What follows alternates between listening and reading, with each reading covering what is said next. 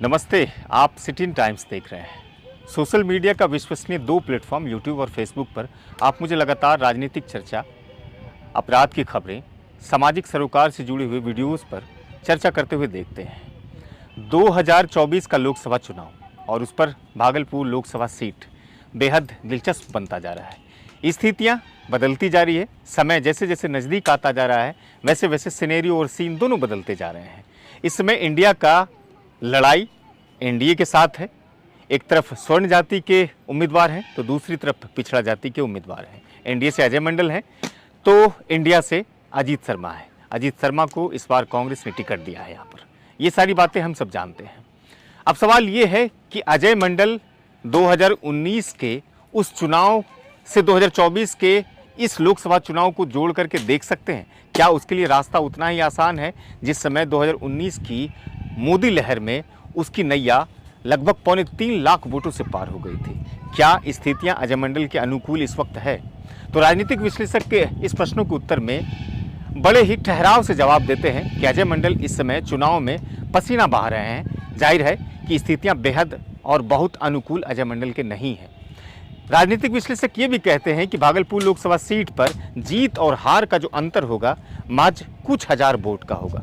एक तरफ एनडीए के समर्थक ये कहते हैं कि यहाँ पर अजय मंडल लाखों की अंतर से जीत दर्ज करने में एक मरतबा फिर से कामयाब होगी।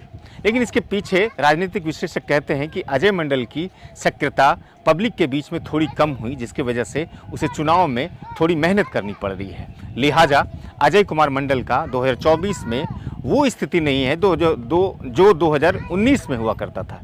एक तरफ अजीत शर्मा स्वर्ण जाति से आते हैं, भूमिहार जाति से आते हैं और भूमिहार जाति पर लगातार अजीत शर्मा की ये बढ़त बनती हुई दिखाई पहले भी देती रही है और वर्तमान में भी देती रही है।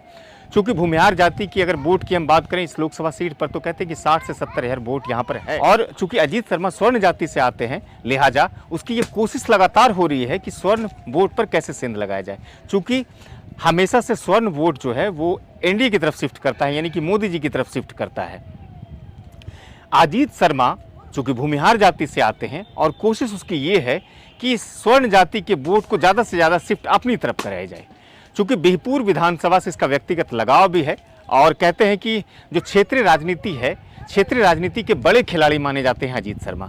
चुनाव लड़ने का लंबा अनुभव है। हालांकि अजय मंडल सांसद बनने से पहले कई मरतबा वो विधानसभा के रूप में निर्वाचित हुए थे और विधायक भी बने थे। इसलिए दोनों के बीच में जो लड़ाई और बहुत ही टसमस की लड़ाई है, लिहाजा ये लोकसभा सीट भागलपुर इसीलिए हॉट और दिलचस्प बनता जा रहा है। हालांकि कुछ लोग ये भी कहते हैं कि मोदी जी की एक सभा भागलपुर लोकसभा क्षेत्र में होने वाली है और मोदी जी की सभा के बाद से स्थितियां काफ़ी बदल जाएगी।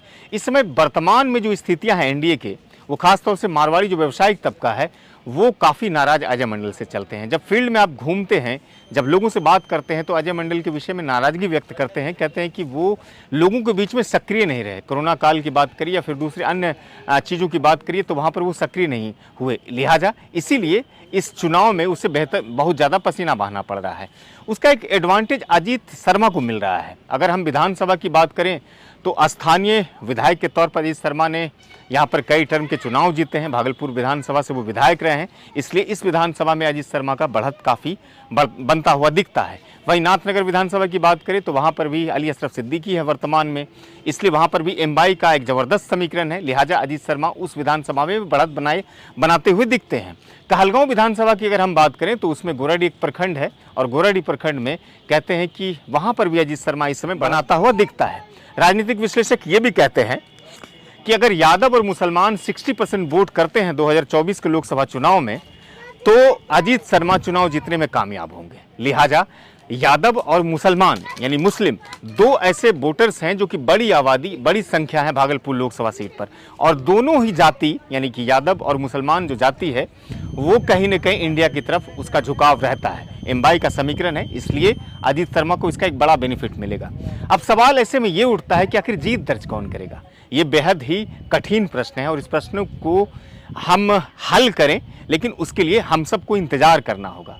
मोदी जी की एक सभा होने के बाद से हद तक सीन बहुत स्पष्ट हो जाएगा, क्लियर हो जाएगा। फिलहाल ये कोशिश में है लगातार कि अजीत शर्मा स्वर्णों को वोट को अपनी तरफ शिफ्ट कराए। एक और दिलचस्प बातें ये सामने आ रही है, भागलपुर लोकसभा सीट पर राजनीतिक गलियारे में ये चर्चाएं तेज है कि बरसों बाद यहाँ से स्वर्ण जाति के तौर पर जब कांग्रेस के उम्मीदवार के तौर पर अजीत शर्मा को मौका मिला है, तो जो मैथिल ब्राह्मण है उसकी दिलचस्पी बढ़ी है। चूँकि मैथिल ब्राह्मण के विषय में कहते हैं कि उनका जो डीएनए है वो कहीं ना कहीं कांग्रेसी ही है। वक्ती तौर पर वो भले भारतीय जनता पार्टी की तरफ हैं, लेकिन जब उसे मौका इस तरह का मिलता है तो वो ज़रूर शिफ्ट करते हैं कांग्रेस की तरफ। लिहाजा जो मैथिल ब्राह्मण है, जो भी एक छोटी आबादी है, वो भी कहीं ना कहीं अजीत शर्मा की तरफ देख रहे हैं उम्मीद की निगाह से। अब ऐसे सूरत में अजय मंडल की जीत और हार का जो अंतर है स्वाभाविक है वो कि काफ़ी कम हो जाएगा। हालांकि लोकसभा के कई मुद्दे भी हैं, लेकिन स्थानीय मुद्दे थोड़े गौन होते दिखाई देते हैं और जो राष्ट्रीय मुद्दे हैं वो काफ़ी बड़े होते हैं। जाहिर है कि मोदी जी ने इस समय 370 धाराओं को ख़त्म किया है।